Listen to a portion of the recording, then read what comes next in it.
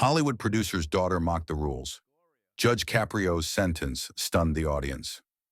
"Do you know who my father is?"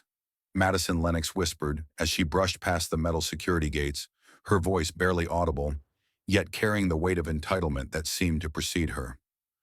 The morning sun reflected off her oversized sunglasses, glinting like a warning. She had arrived, and she expected the world to acknowledge it. Her designer heels clicked against the courthouse steps with a rhythm that was both purposeful and performative, each echo a proclamation of status. Around her, a small entourage fanned out, assistants adjusting her coat, flipping open folders, and handing off phones with practiced precision. Reporters raised cameras, but she smiled, a faint, knowing smirk that suggested she believed these lenses were extensions of her audience, rather than witnesses to a legal reckoning. She paused to wave at a clerk behind a velvet rope, tossing her hair as though the morning breeze carried applause. "I just need a front row seat," she added lightly, and casually dropped her father's name, expecting the implicit sway it carried. There was a soft shuffle from security, a hesitation, and then a polite nod, acknowledgement without concession. Inside the courtroom, the clock ticked toward 9:15 a.m. The chamber was still, but the air vibrated with anticipation. When Judge Caprio entered, his steps deliberate, a commanding presence that immediately drew attention, he did not acknowledge her smirk. He simply spoke, calm yet absolute. "In this courtroom, fame is not immunity." The words struck with the clarity of a bell. Madison's hand tightened around the strap of her handbag. She attempted to mask it with a sideways glance toward the jury, a quick whispered call, a subtle nudge to the clerk. Yet each effort was met with quiet firmness. The contrast could not have been sharper. Hollywood glamour against judicial authority, entitlement brushing against the immovable walls of law. Already, before a single testimony had begun, the stage was set, the lines drawn, and the first fissures in her carefully curated world were beginning to appear. "I didn't think she'd stop," whispered Carlos Vega, gripping the steering wheel of his Uber with trembling hands as he recounted the night. September 22nd, 2024, 11:47 p.m., a quiet stretch of downtown Los Angeles suddenly shattered by the roar of a sports car engine. Madison Lennox, barely 22, behind the wheel of her cherry-red convertible, ignored the flashing red light at 5th and Hill, her sunglasses reflecting the neon signs, as if daring the world to challenge her. The pedestrian crossing had no warning. A father clutching his daughter's hand froze as the vehicle clipped the curb mere inches from the stroller, and the leashed dog tangled in a panicked scramble. Every fraction of a second was documented. CCTV from a boutique across the street, the precise timestamp from a nearby 911 call, dash cam footage from Officer Delgado, who later described the car's trajectory as a deliberate gamble with human life. Security guards described her speed, the tires squealing like a scream, and even sketched the arc of the car in reports that would later punctuate the trial. Attempts to bend justice arrived quickly. A studio executive phoned Officer Delgado, soft words suggesting discretion, a hint that Lennox's father's name carried weight, and perhaps influence could smooth over the chaos. But the evidence was relentless, unyielding. Families read their statements aloud in court. Sleepless nights, children refusing to walk the sidewalks alone, a lingering fear that an everyday evening could end in disaster. The glamour of Madison's world, late-night parties, flashing cameras, industry clout, stood in stark contrast to the very human terror she left in her wake. Already cracks appeared in her armor of entitlement. For the first time, the consequences of reckless privilege would face the cold, precise clarity of law, and no amount of status could shield her from the human cost of her actions. "Honestly, do you really think anyone will care if I just explain it?" Madison Lennox said, her laughter soft but carrying through the otherwise tense courtroom. It was 9:33 a.m., Monday, and the polished floors of the Los Angeles County Courthouse reflected her designer heels as she shifted slightly, fingers brushing the lapel of her jacket. Her attorney leaned forward, whispering about emphasizing her charitable work, about framing youth and inexperience as mitigating factors.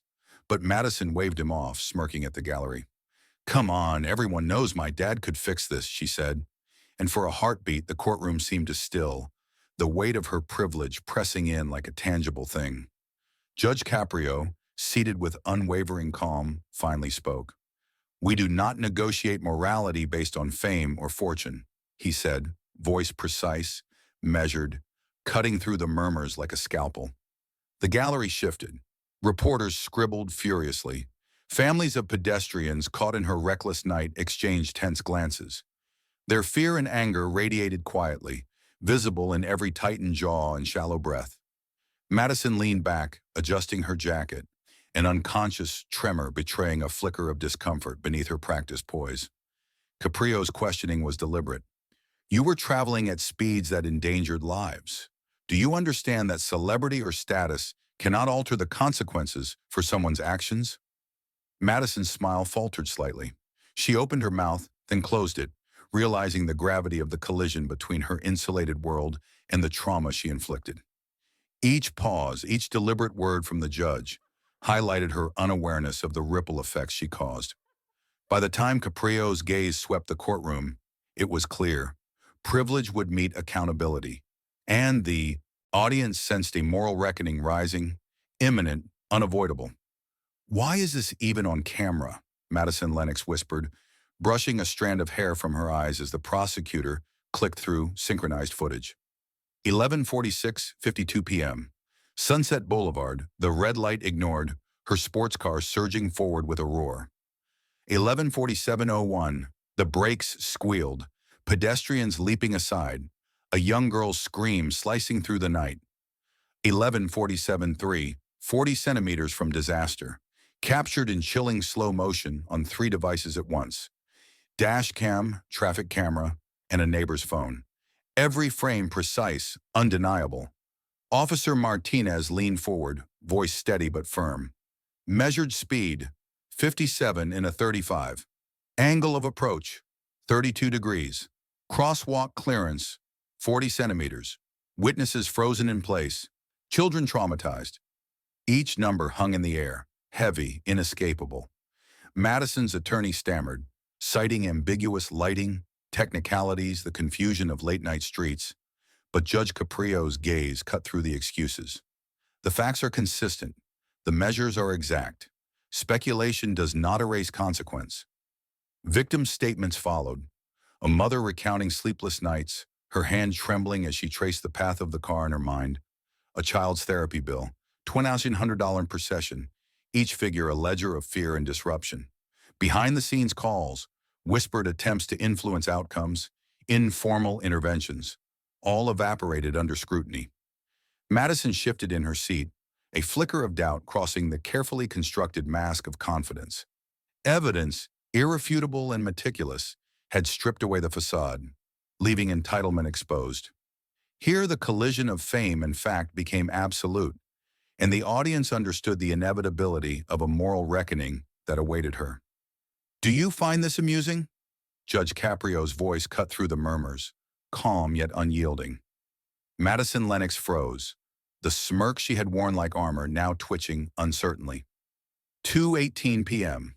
The courtroom's weight shifted. Every whisper, every scribbled note, every breath held tight.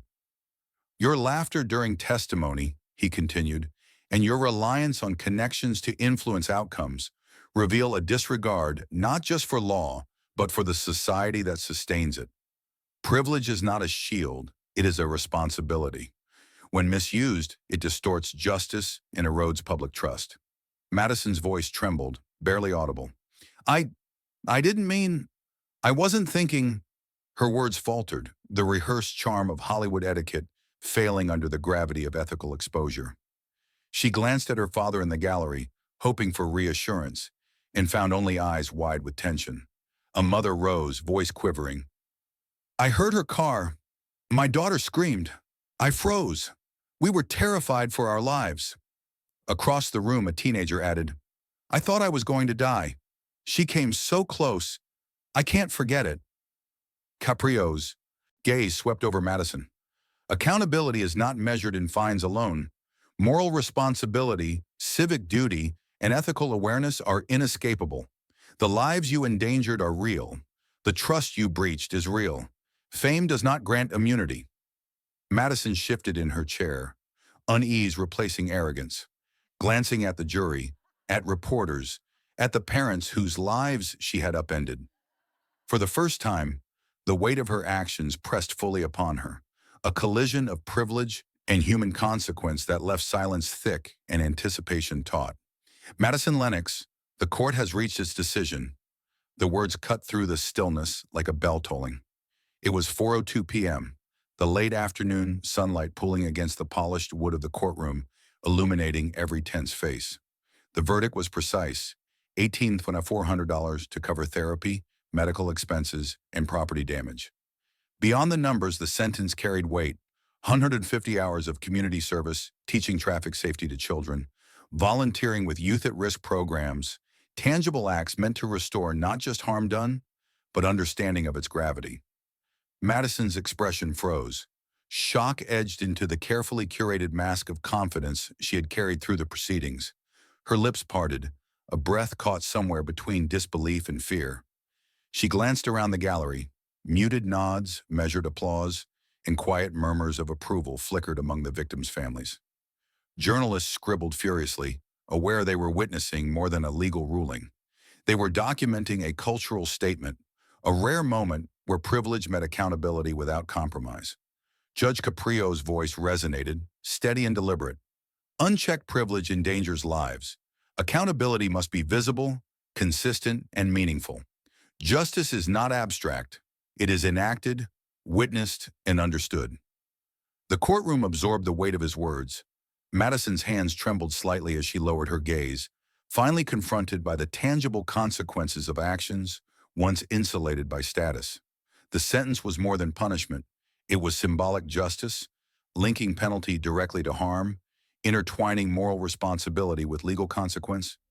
In that moment, every observer recognized the significance. An elite figure held accountable, a societal reflection on fairness, and the first step toward transformation. Madison's alarm rang at 5:45 a.m., a shrill reminder that privilege no longer dictated her schedule. By 6:30, she was outside the city-run traffic safety program near Hollywood Boulevard, the air thick with the scent of asphalt and early morning exhaust. Rain-slicked streets mirrored the neon of passing taxis, the world already awake while she forced herself to rise with it. At first, her movements were reluctant, heels replaced with practical sneakers, designer sunglasses swapped for squinting against dawn light. A jacket pulled tight around her posture, as if armor could shield her from reality. "Do I have to do this every day?" she muttered under her breath, voice edged with irritation. Officer Ramirez handed her the first clipboard, detailing the morning patrols, pedestrian crosswalk drills, and school zone monitoring. Madison nodded mechanically, her mind half on her previous life of premieres and parties. Children approached tentatively, their small faces curious, eyes wide. She began explaining the basics of traffic safety. Words that had once seemed mundane now weighted with consequence. "Stop. Look both ways," she instructed, demonstrating slowly, her own reflection in the wet asphalt reminding her that every misstep mattered. Weeks passed. The reluctant sighs gave way to genuine engagement. She listened to a 10-year-old recount narrowly avoiding a speeding cyclist, offered calm reassurance to a nervous mother guiding her twins across Vine Street, and noticed the subtle confidence in children as they learned. Elderly pedestrians relied on her steady hand, their gratitude quiet but profound. Local journalists documented each shift, capturing the transformation from entitled socialite to accountable participant, and skeptical neighbors began to nod in acknowledgement rather than whisper criticism. Fatigue became a constant companion, aches in her legs from standing, a sore throat from repeated instructions, early mornings that tested her patience. But with each day came clarity. Restitution was not a check to sign. It was sweat, empathy, and visible, deliberate action. By the end of the fourth month, Madison's presence had become a fixture, a symbol that accountability could reshape understanding, and that privilege, once unchecked, could be redirected into purpose. The seeds of transformation were tangible, bridging the gap between punishment and moral growth, and setting the stage for the broader societal ripple that her journey would inspire. Children still remembered the first time she stood beside them at the crosswalk. A little boy pointed at her orange safety vest and whispered to his friend, "That's the lady who messed up, but she's helping now." The words weren't cruel. They were honest, simple, piercing, and strangely hopeful. And from that moment, something began to shift in the entire city. By March of 2025, the shift had grown into a quiet current running underneath daily life. Teachers wove traffic safety into their morning lessons, holding up photos of real intersections Madison had cleaned, repaired, or repainted. Parents started stopping by the school gates just to say they felt safer. One mother told the principal, "I used to pray every morning that drivers wouldn't blow through that crossing. Now I see her there. Rain or shine, I can finally breathe." Local reporters visited her often, not for scandal, those headlines had burned out long ago, but to chronicle the strange aftermath of accountability. They followed her volunteer logbook like it was a map of a life being rebuilt. One journalist stood with her as she swept a stretch of sidewalk and asked, "Does it feel different knowing the city is watching your second chance in real time?" Madison didn't give a polished answer. Just, "They should watch. I owe them that." Law students came next, ethics classes, criminal justice interns. They observed her shifts with clipboards in hand, not studying her, but studying what happens when a legal consequence doesn't stop at the courtroom door. One student admitted, "We read your case in class, but seeing this, seeing you, it changes how we think about accountability." She nodded, unsure how to respond to becoming a lesson in someone else's curriculum. And for the first time since her sentencing, families connected to the original incident felt something loosen inside them. One father stood with her after a community workshop and said, "You didn't fix what happened. You can't. But every hour you put in, it makes the weight easier to carry." His voice didn't tremble. It steadied. Neighborhood associations began forming safety committees. Volunteers, people who had never attended a single civic meeting before, showed up asking how they could help repaint curbs or hold awareness events. A retiree chuckled as he signed in, saying, "If she can show up every day, what excuse do the rest of us have?"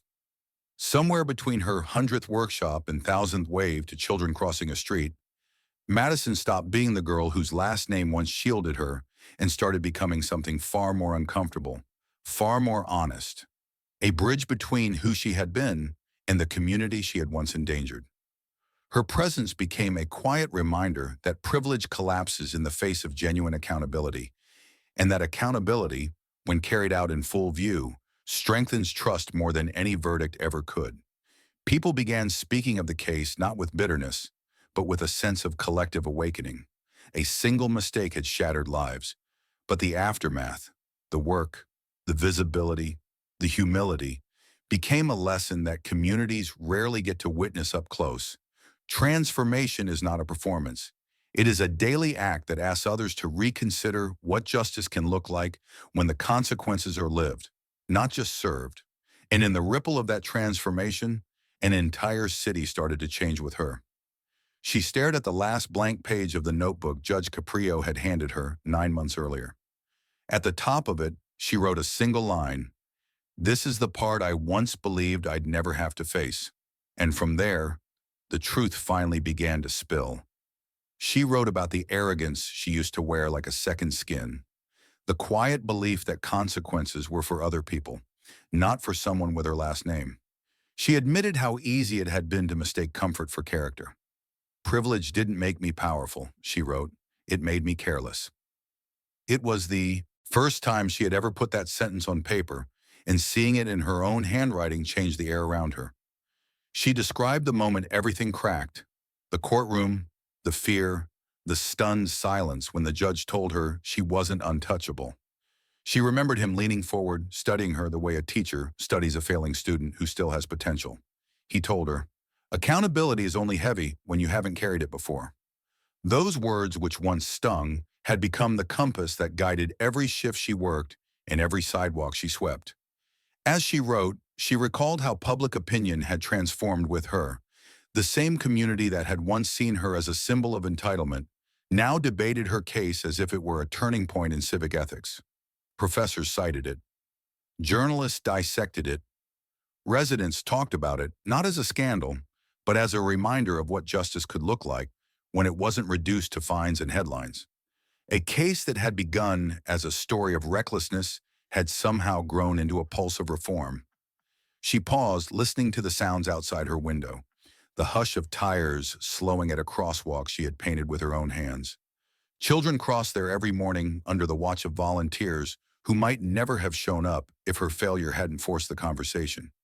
The city had become more careful, more involved, more awake. The fear that once clung to its intersections had been replaced with vigilance and then with trust. Her pen moved again. Influence never protected me. Responsibility did. And responsibility is something you choose every day, long after the judge's words fade. She thought about the families who had spoken to her, the ones who had every right to stay angry, but still offered her a path forward. She owed them the truth.